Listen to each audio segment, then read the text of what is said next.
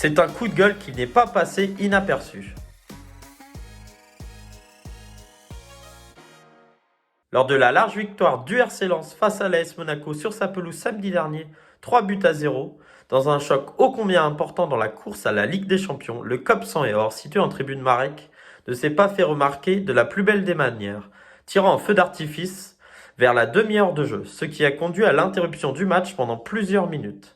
Interrogé sur ce craquage après la rencontre, l'entraîneur artésien Frank Hayes a surpris son monde en poussant un coup de gueule contre le KSO, regrettant les éventuelles conséquences de ce craquage et des conséquences qu'il y aurait pu avoir sur ses joueurs lors de cette rencontre. Je cite : « Je crois qu'il n'y a qu'un endroit pour les feux d'artifice, c'est sur le terrain, par les joueurs, ce n'est pas dans les tribunes, même s'il y a un anniversaire des 30 ans et surtout avec le risque que cela comporte. Et il y a le risque de couper l'élan que l'on avait aussi.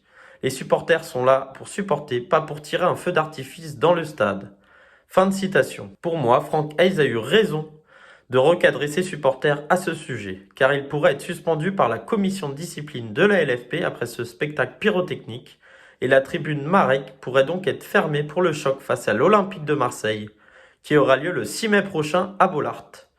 Ce qui sera un énorme coup dur pour Frank Hayes et ses hommes pour le match le plus important de leur fin de saison, tant on sait comment le KSO met l'ambiance et pousse ses joueurs lors des matchs à domicile des 100 et or. Mais heureusement, le RC Lens n'est pas sous le coup d'un sursis et pourrait seulement devoir payer des amendes.